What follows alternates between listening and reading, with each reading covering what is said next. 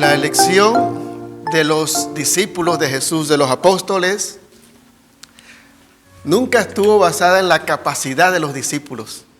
Nunca estuvo basada en la habilidad de los discípulos, nunca estuvo basada en la destreza, en el conocimiento teológico de los discípulos. La elección de los apóstoles del Señor Jesús estuvo basada en la gloria de Dios. Porque igual que ellos, tú y yo, no somos aquellos que realmente están preparados, aptos, capacitados para ser cristianos. Es la gloria de Él, es su misericordia.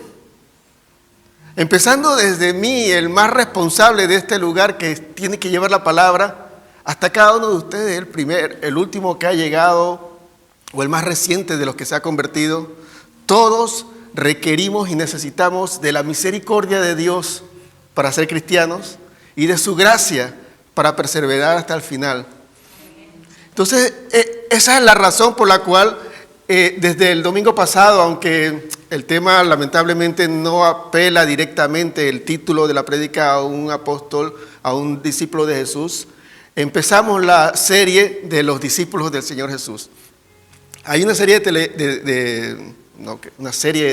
creo que no es de televisión, está ni por las redes sociales, es una serie que se llama Los Escogidos, está en los Natel, en los celulares. Y ya se está empezando a proyectar un poco más allá, que se llama The Chosen, Los Elegidos. Y a mí me gusta mucho porque muestra un panorama muy natural de dos aspectos. Del aspecto de Jesús en su relación con los discípulos y la naturalidad de los discípulos. Que nosotros en realidad como cristianos nos ponemos o nos imponen un estándar muy alto para ser cristianos, y los apóstoles y los discípulos del Señor Jesús tenían mucho que desear para ser discípulos de verdad del Señor Jesús. Porque no se trata de nosotros, no se trataba de los discípulos, se trataba de Dios. Si usted con calma puede encontrar en las Escrituras, Juan capítulo 17, en la oración que Jesús le hace a Dios, en parte para sus discípulos, se da cuenta de un detalle importante, y es que los discípulos lo escogió Dios, no lo escogió Jesús. Dice, a los que me diste, le dijo el Señor Jesús a su Padre, a los que me diste, es porque Él lo escogió. Y créanme que aunque usted no se sienta calificado, porque de hecho no lo es, yo tampoco lo soy, Dios nos escogió. Tú y yo somos the chosen, tú y yo somos los elegidos, somos aquellas personas que Dios escogió para ser parte de su familia. No porque tú y yo seamos perfectos, es porque Él le plació, porque Él decidió que su gloria se iba a manifestar en tu vida y en mi vida. Y eso no es algo que yo voy a cuestionar y que yo voy a criticar a otra persona diciendo, cuando decía el mismo Señor Jesús, si yo voy a tratar de señalar la paja de mi vecino, tengo que fijarme en la viga que tengo en el mío, en mi ojo. Así que antes de yo poderme juzgar como buen fariseo, que sería si lo hiciese, yo lo que tengo que ver es que la gracia de Dios que me permite ser cristiano es la que me ayuda a actuar a mí en misericordia con cada uno de mis hermanos. Yo nunca podría ver a nadie con misericordia si no soy consciente de su gracia en mi vida.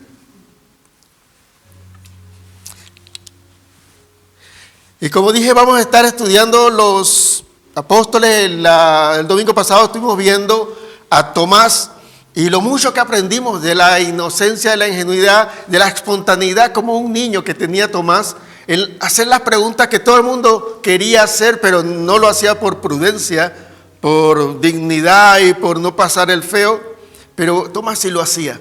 Y entonces, por esas cosas fue tomado como el incrédulo, cuando el resto de los discípulos eran incrédulos también.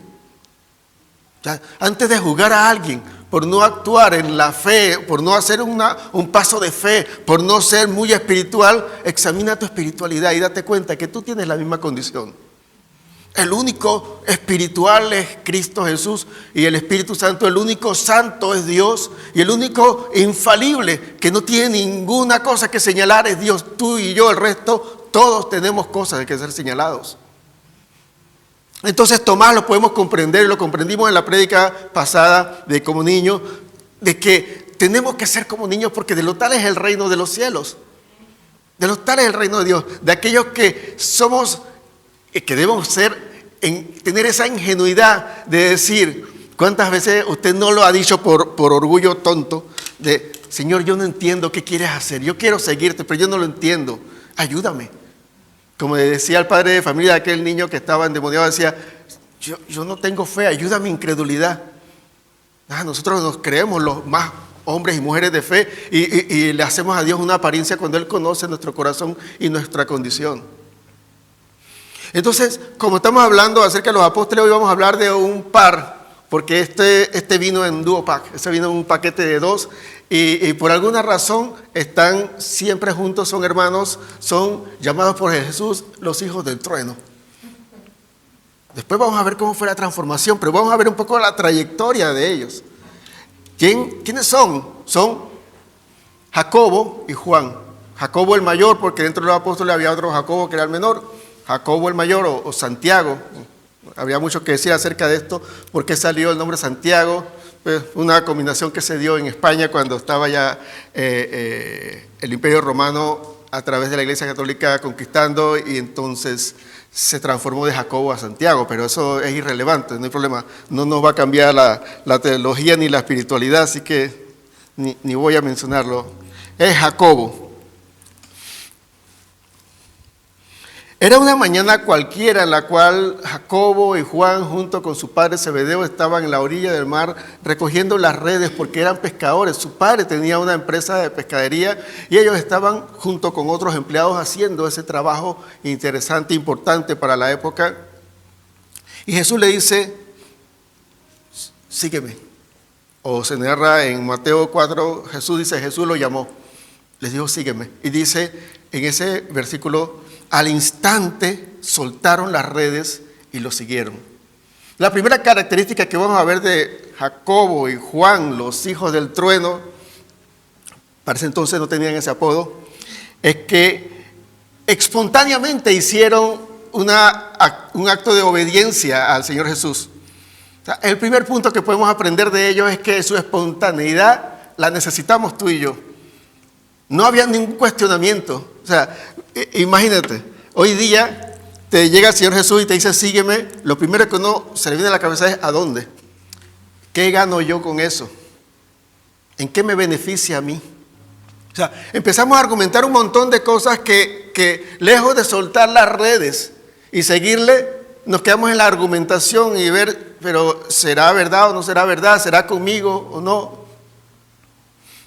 ¿No le pasa que a veces usted está por aquí y alguien le saluda y sonríe y usted como que mira para atrás, era conmigo, ni lo conozco? O sea, dice el Señor Jesús, dice, sígueme.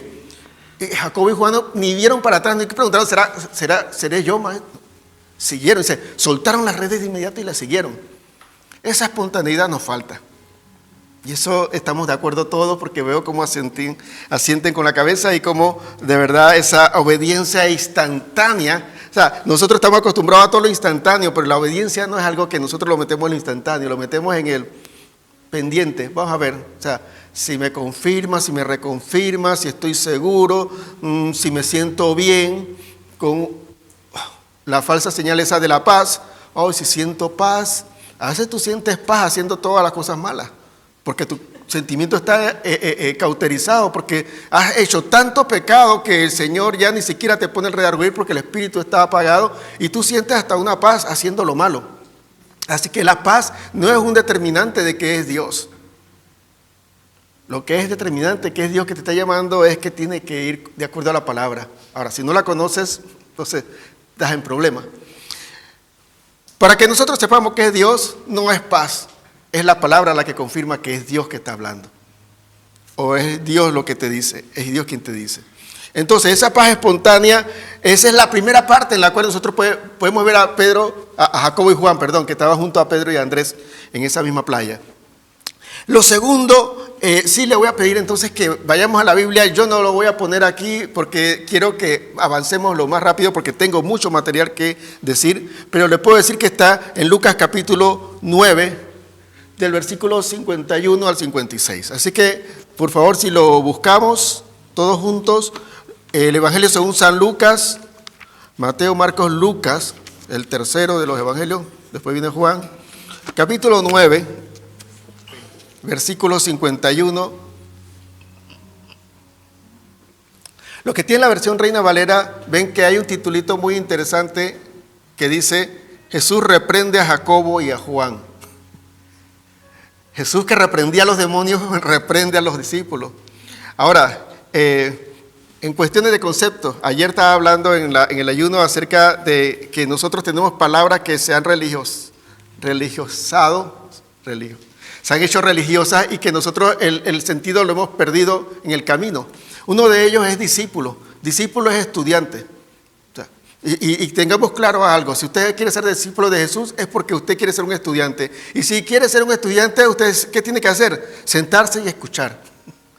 Sentarse, callarse y escuchar, porque nosotros argumentamos mucho, pero entonces eso nos saca de la posición de discípulos o de estudiantes, porque no nos podemos pasar el rato con Dios debatiendo cuando Él es el maestro o Jesús es el maestro y nosotros somos los estudiantes que estamos aprendiendo de Él. Así que tenemos que aprender a sentarnos y a escuchar. Ahora, esto le pasaba también a los discípulos. En el versículo 51, se narra algo interesante. Empezó la peregrinación de Jesús hacia Jerusalén, donde ya Jesús, conociendo el fin de todas las cosas, sabía que su peregrinaje hacia Jerusalén lo llevaba a la muerte en la cruz.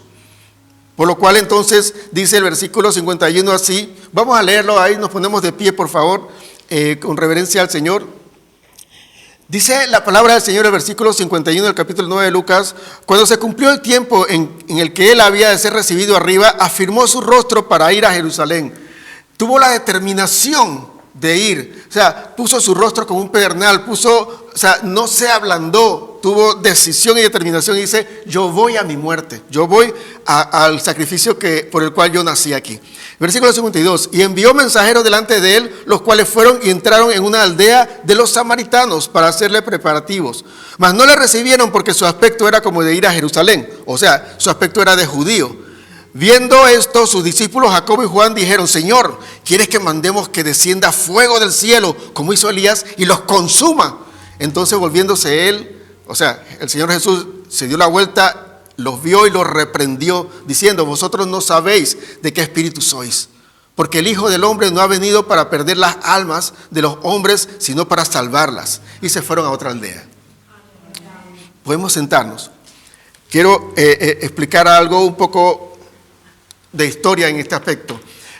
Sabemos ya, lo que leemos en esta parte es que era soberbia, había altivez, había orgullo. Yo soy el discípulo del Señor Jesús, del Maestro, yo soy un cristiano, yo soy un hijo de Dios, y entonces todo el resto del mundo es impío y pecador y todos no merecen el infierno. Señor, los mando para el infierno. Y nos ponemos a juzgar a las personas. ¿Por qué? Porque yo tengo la salvación, porque yo soy cristiano, porque yo conozco la verdad, y el resto de la gente está perdida. El Señor necesita reprendernos si tenemos ese espíritu, porque dice: ustedes no saben de qué espíritu son. O sea, si usted es cristiano, no es cristiano para juzgar a los mundanos.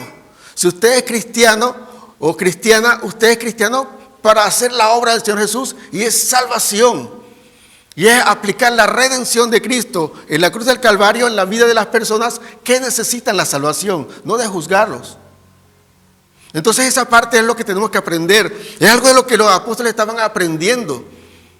Porque es de mucho orgullo y decir: mira, la verdad la tenemos los cristianos. Yo no voy a poner absolutamente nunca la verdad como algo relativo. La verdad es una. ¿Cuál es la verdad? Cristo.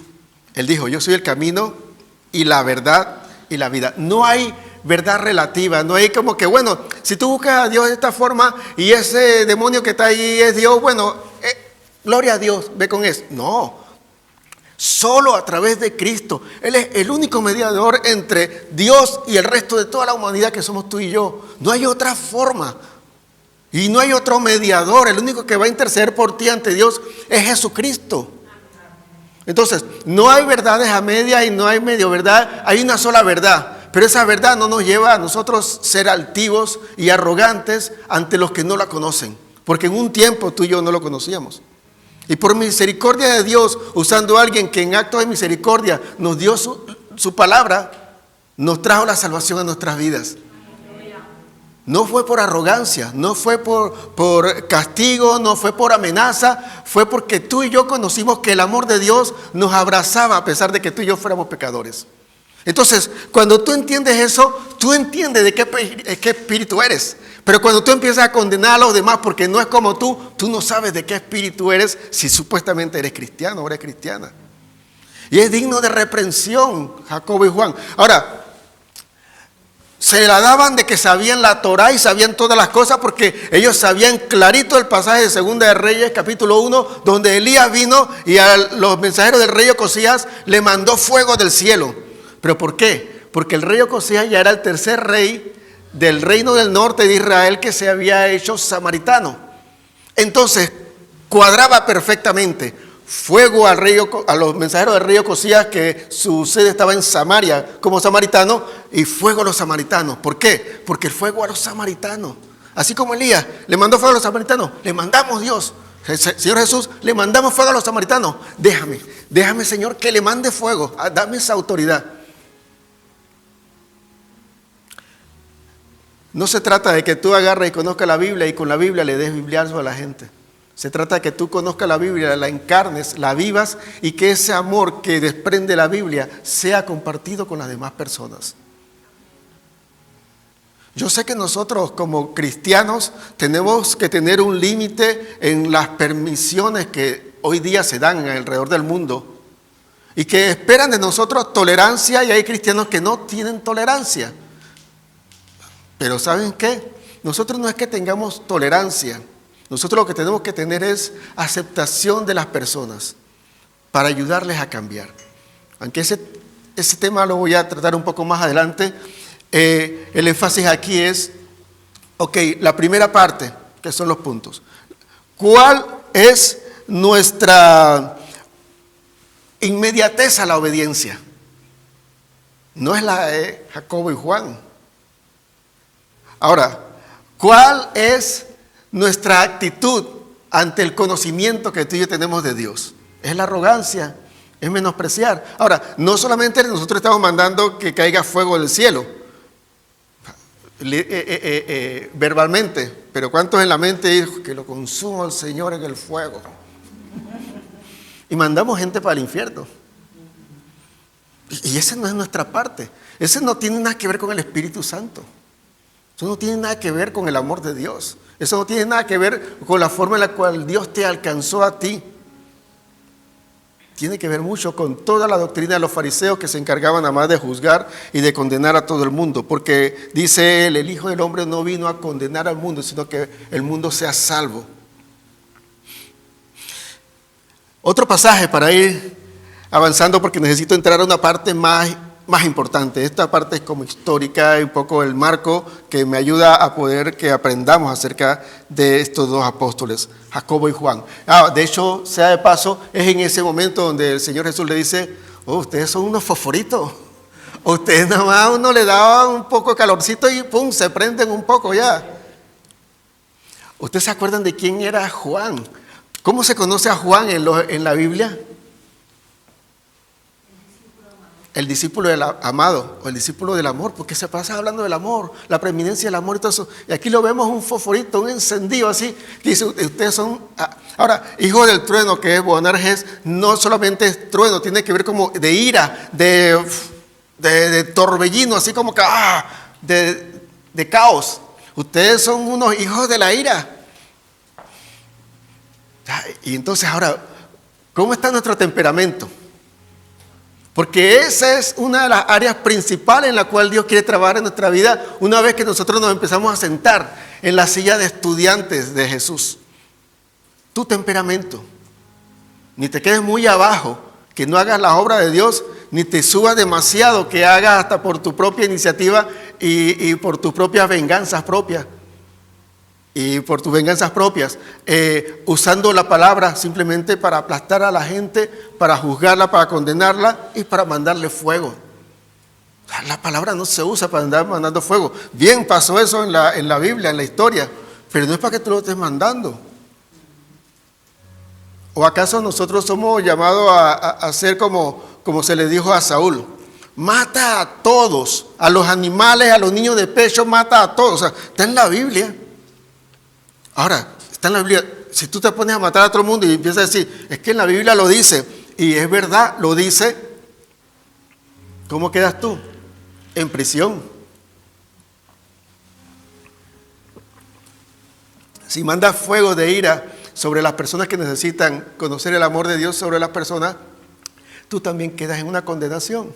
No es una prisión física, no es la cárcel, pero quedas en tu propia prisión en la cual te ha metido el enemigo envolviéndote en tu orgullo, en tu soberbia, que son las características de él. Y te mete entonces junto con el grupo de él, del enemigo. Y tú eres de Dios. Tu espíritu no es el espíritu de la condenación y del juzgar. Tu espíritu es el espíritu de la reconciliación y el ministerio que ayuda a que las personas conozcan al Señor y su gran amor, que por su gracia ahora la salvación es más accesible. Vamos a ver otro pasaje, el segundo que narra algo que en Lucas lo dice antes, pero yo lo quería decir después por una lógica de estructura de la prédica. Y es Mateo 20, versículos 20 al 24. Ok, este pasaje para algunos es famoso y los que no lo conocen hoy lo van a conocer. ¿Sí? Vamos a leerlo.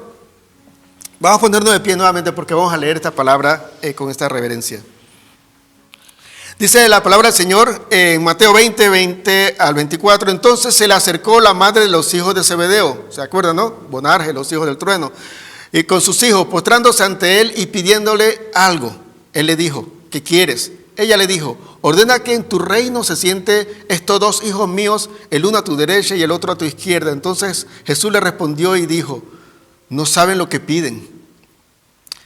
¿Pueden beber del vaso que yo debo beber y ser bautizado con el bautismo con el que yo voy a ser bautizado? Y ellos le respondieron, sí podemos. Él les dijo, a la verdad, de mi vaso beberéis y con el bautismo que yo soy bautizado, seréis bautizados. Pero el sentaros a mi derecha o a mi izquierda no es mío darlo, sino a aquellos para quienes está preparado por mi Padre.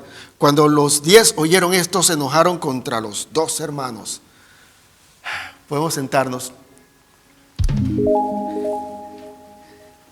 En este pasaje podemos ver 3 cosas interesantes de estos fosforitos, ¿no? De los hermanitos fosforitos, los hijos del trueno. Uno, podemos verlo usando personas para alcanzar sus aspiraciones. Eso se ve mucho en la iglesia. Quieren lugares de prestigio y quieren un lugar de preeminencia, quieren ser vistos, quieren ser admirados, y entonces utilizan a personas para llegar a obtener sus aspiraciones. Y lamentablemente es una actitud, ahí sí cabe el término, muy mundana, porque Dios da las responsabilidades, no quiero decir ni siquiera cargo, las responsabilidades en quien se la quiere dar. Dice, el Espíritu reparte a cada uno como Él le conviene, como Él piensa que es lo mejor. Entonces, cada cual de ustedes tendrá un don, un llamado, un talento, una responsabilidad delante del Señor, que usted no tiene que luchar por eso. Mira, si usted tiene que luchar por una posición en la iglesia, es porque esa posición es suya. Porque esa posición que tiene Dios para ti, Dios te la va a dar.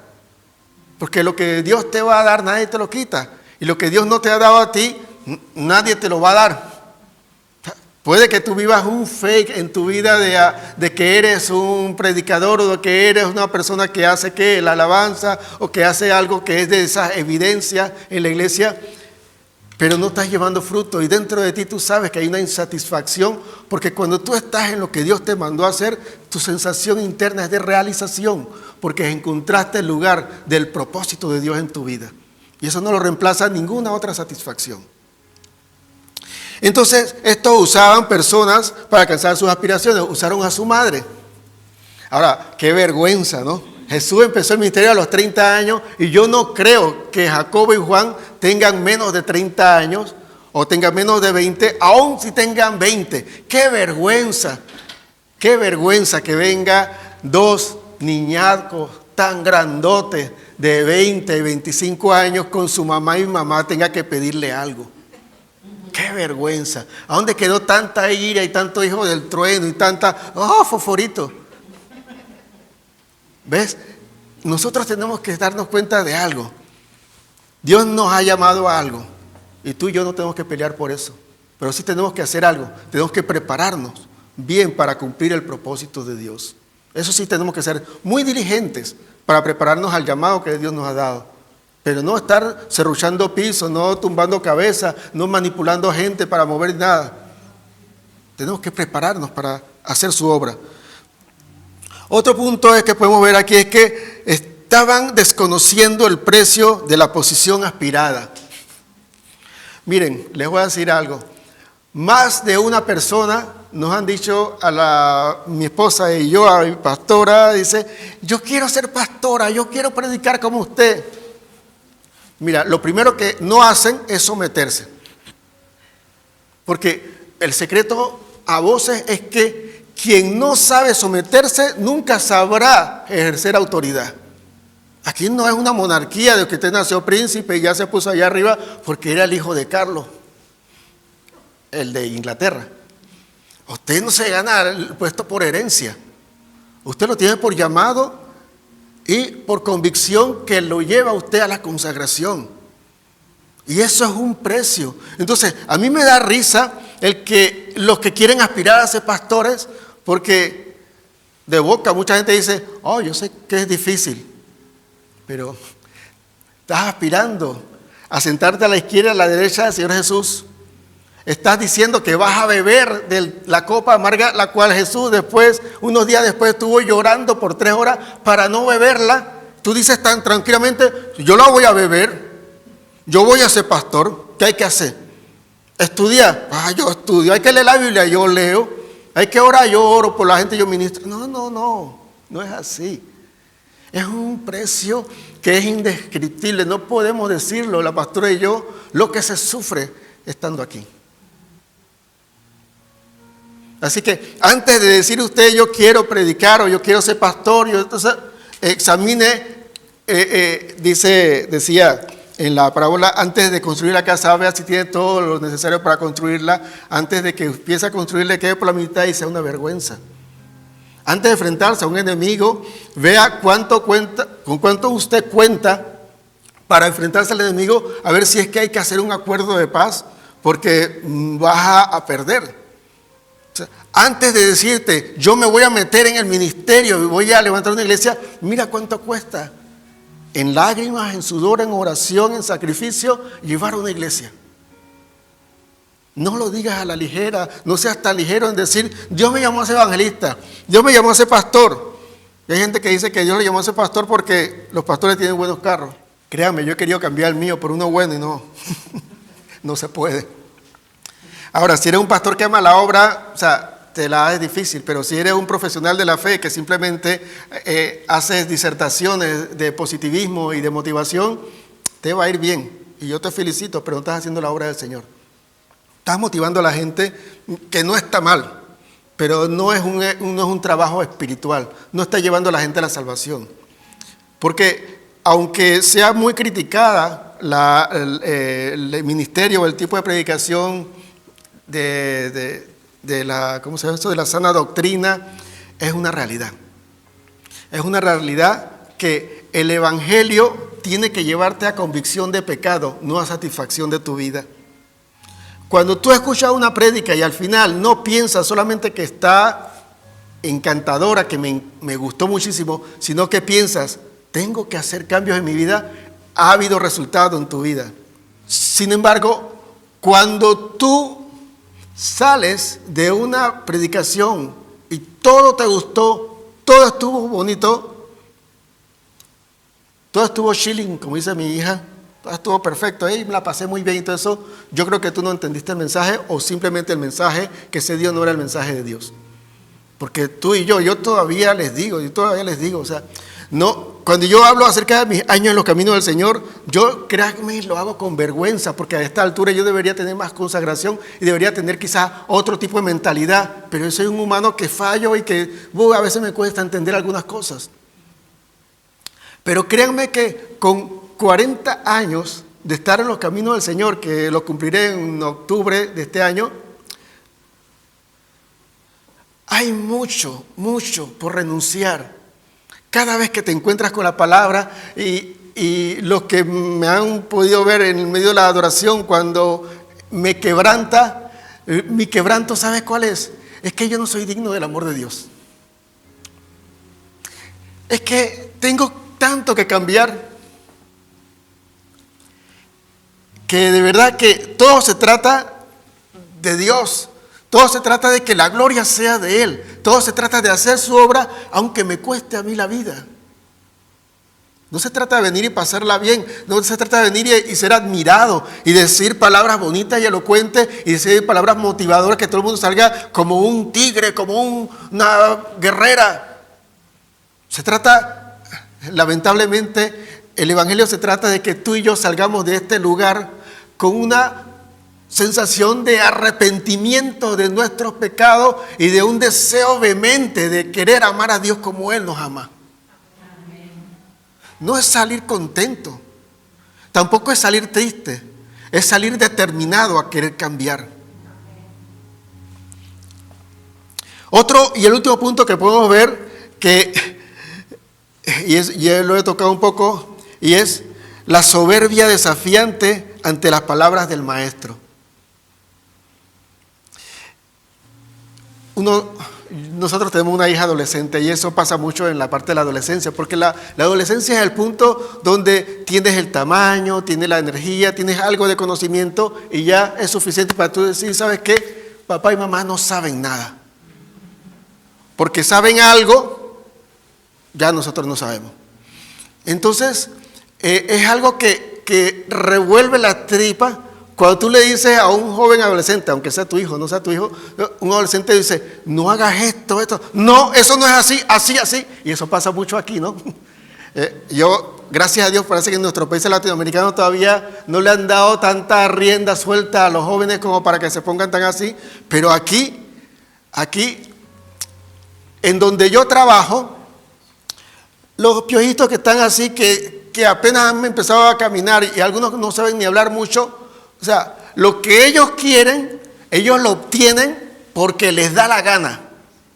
Y los papás no pueden hacer nada. Y lo que ellos no quieren, ni papá ni mamá lo pueden obligar a hacer algo. Es lo que yo veo en mi trabajo todos los días. Una vez me sorprendí y digo, ay, qué niña más linda y todo eso. Y hizo una grosería. O sea, se tiró al suelo porque el papá no le daba un pan que quería porque estaba al alcance de los niños, ¿no? Quería, entonces el papá dice, no, eso no. ¡Ay, pa! Se tira el papá, se iba por allá y todo eso. Y es más, y agarró y tiró el pan y no sé qué. Y para que no hiciera más desastre, el papá vino y le dio el pan y se fue. Y ya se fue así. Y yo me la quedé viendo así. No sé si su espíritu se dio cuenta que era el pastor que la miraba, ¿no? Ahí no la miraba el empleado del supermercado. Ahí la miraba el pastor y yo la miré así. Y se quedó así. Yo le iba así, tú sabes lo que hiciste, ¿no?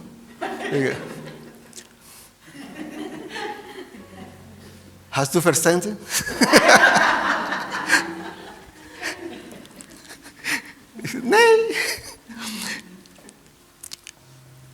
Arrogancia hay en nuestras vidas. Quizás nosotros no le respondemos al Señor Jesús, sí, yo voy a hacerlo. No, o sea, esas cosas que el Señor dice, te va a costar hacer esas cosas. Yo lo paso.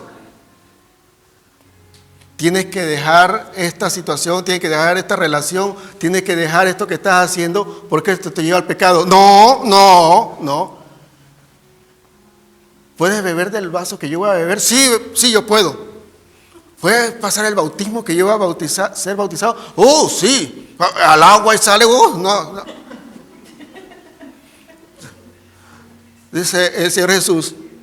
El Señor Jesús sería así como que, te repito al principio, ustedes no saben lo que piden. Tú no estás entendiendo nada. El cristianismo no se trata de que tú vienes aquí a la iglesia y dices, quiero un carro, ¡pum! Tengo un carro, amén, gloria a Dios, y yo soy cristiano, tengo fe.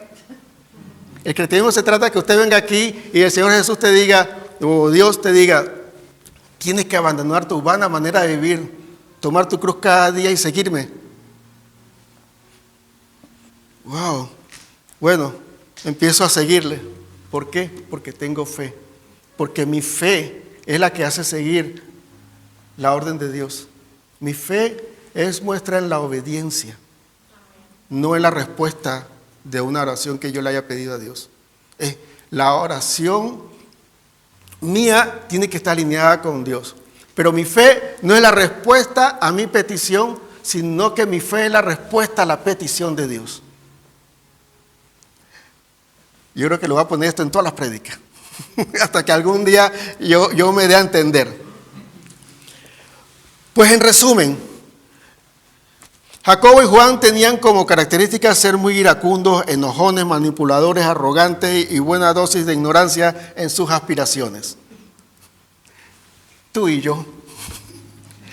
Características que podemos ver en medio de la iglesia, pero eso no es de destacar, tiene que ser la característica de estudiante lo que tenemos que destacar en nosotros. De sentarnos, callarnos, escuchar y aprender.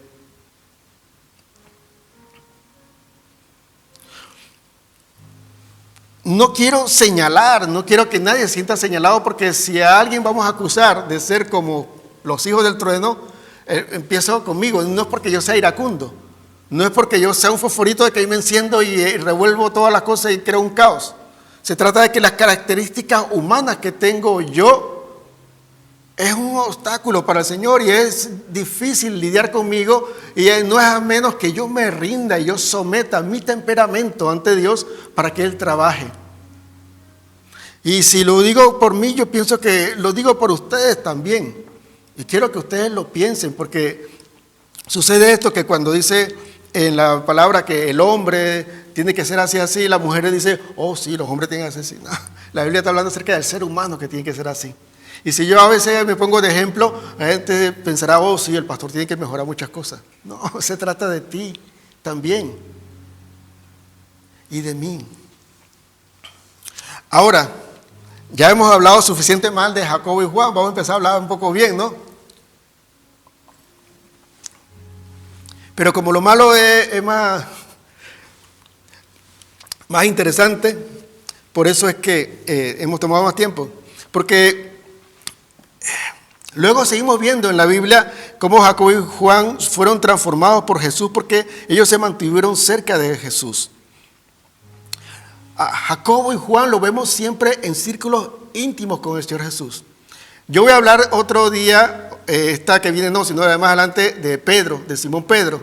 Pero hay algo muy interesante, y yo no quiero que se sientan mal la gente que es muy tranquila, que es muy ruy, que es así como quiet, silenciosa, y que es importante que existan también.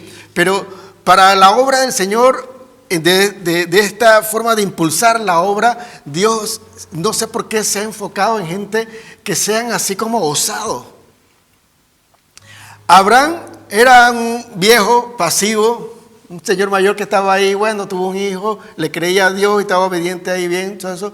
Isaac fue otro que también llegó hasta su vejez y tuvo con sus situaciones, pero Jacob fue el que Dios escogió. O sea, le promete a Abraham una descendencia y un nombre para toda una generación, toda una descendencia, pero no lo cumple con Abraham.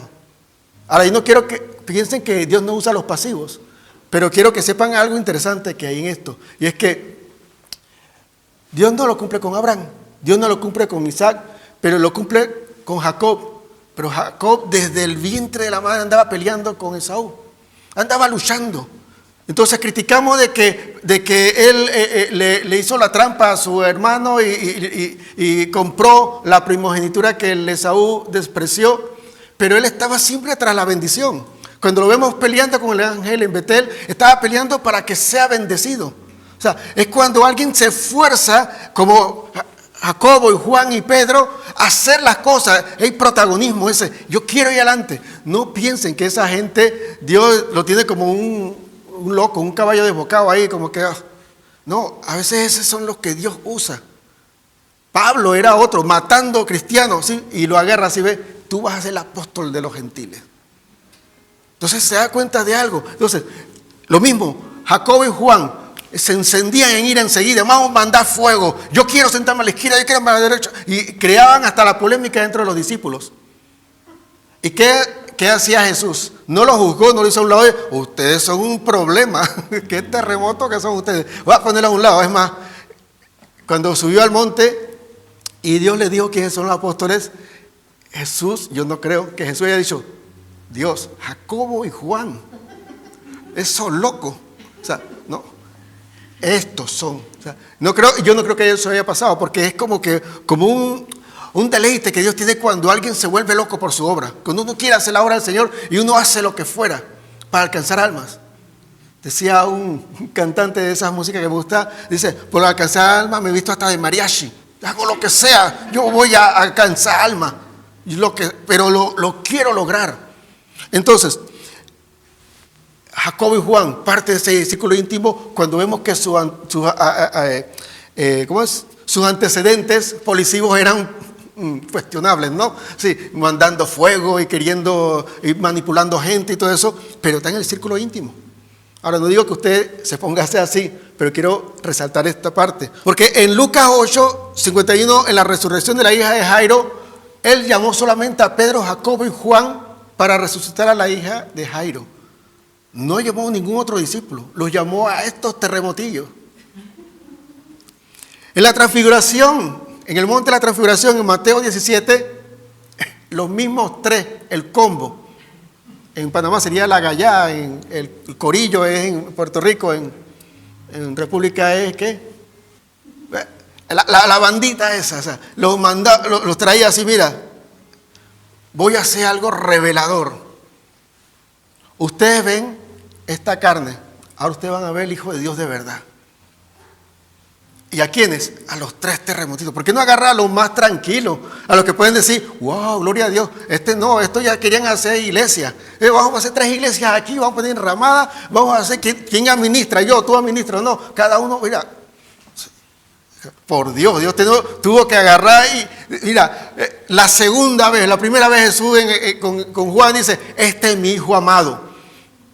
Y todo el mundo sepan, están bautizando al Hijo de Dios.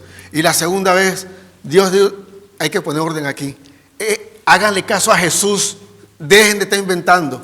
Cuando reaccionaron se fue toda la visión, la revelación. Pero a Jesús le gusta eso, le gusta tu iniciativa, le gusta que tú vayas. Y yo sé que algunos aquí saben que yo quiero impulsar a gente. ¿Están preparadas? ¿Están listas? ¿Le falta? No, yo quiero a la gente que quiere hacer cosas. Porque nunca estaremos preparados. ¿Quiénes aquí siempre estuvieron preparados para casarse? Para lidiar con ese problema tan grande de casa. Bueno, en mi caso no es problema, ¿no? O si no, tendré un problema en mi casa. ¿Cuántos estuvieron preparados para ser padres? Dice, yo estoy listo para ser un papá. Cuando empieza a salir la criatura, digo, ¿cómo lo hago? ¿Cómo se hace esto? Hay las cosas importantes de nuestra vida, no estamos preparados, pero sí estamos dispuestos, porque si estamos dispuestos lo llevamos hasta el final, porque se aprende en el camino. En Marcos capítulo 14, 33 y 34 está la segunda exposición de Jesús en su naturaleza. La primera fue en su divinidad, en Mateo 17, expuso su divinidad ante Pedro, Jacobo y Juan. Y en Marcos 14, 33, 34, expuso su humanidad. Es a los únicos 3 que Jesús se le acercó y le dijo, estoy deprés. Estoy estresadísimo y estoy deprimido. Palabras actuales. Dice, mi alma está muy triste hasta la muerte. Pues estás deprimido, o sea, te quieres morir. Está con una convulsión en tu cabeza que no encuentras una salida. O sea, esa humanidad, que un líder le pueda decir a otra persona cómo es en realidad, eso requiere de mucha confianza. Ahora, a lo que me llama la atención a mí, que la confianza era con los hijos del trueno, con los que se prendían así. Era como para que dijeran, ¿quién te puso en depresión? Vamos a cortarle la cabeza como trató de hacer Pedro después cuando lo fueron a apresar. En todo esto lo que yo quiero resaltar es la humanidad de los discípulos. La humanidad de los discípulos en la cual tú y yo nos podemos sentir identificados, no para excusarnos, sino para decir, si los discípulos siendo tan humanos como yo, lograron ser apóstoles de llevar la fe hasta la India, hasta Egipto, hasta España, hasta los lugares más recónditos del mundo conocido en ese entonces, yo puedo hacerlo.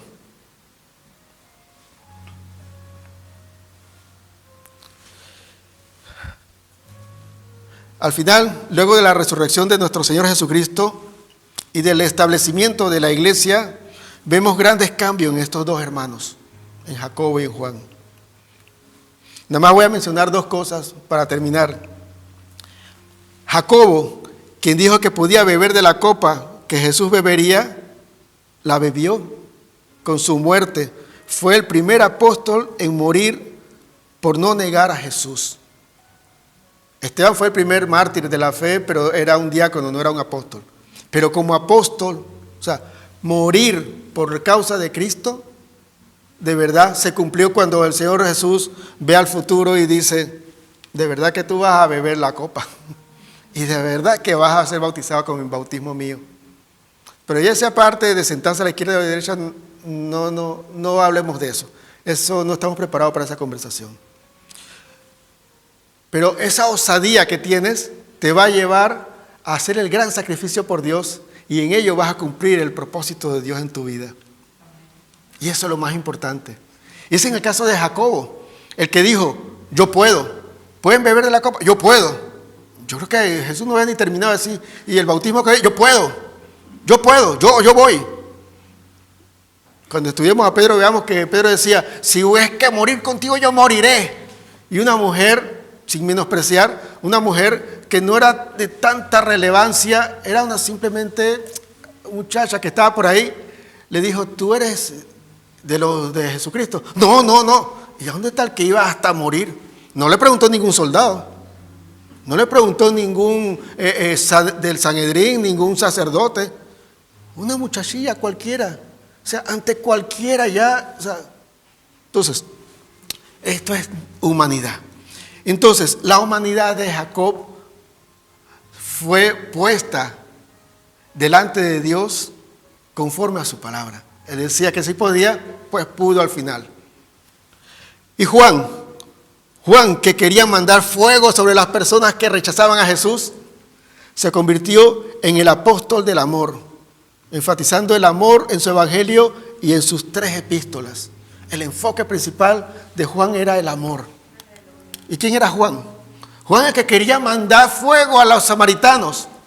Y cuando escribió el evangelio, agarró el capítulo 4 y dice, yo voy a narrar la historia cuando encontró a la samaritana. Y cuando hubo ese gran avivamiento en Samaria, cuando Jesús, con su amor y su misericordia, sobrepasó las barreras culturales y las disputas y la diferencia que habían entre judíos y samaritanos, y llegó y alcanzó personas. Y escribió a favor de los samaritanos, cuando le querían mandar fuego. Pero ¿eso a qué se debe? Se debe a que hubo transformación en sus vidas. No hubo motivación para ser mejores. Hubo transformación por medio de la reprensión en momentos puntuales que Jesús le dice, ¿ustedes qué clase de espíritu tienen adentro que quieren mandar fuego? Cuando andan pidiendo, ustedes ni saben qué están pidiendo.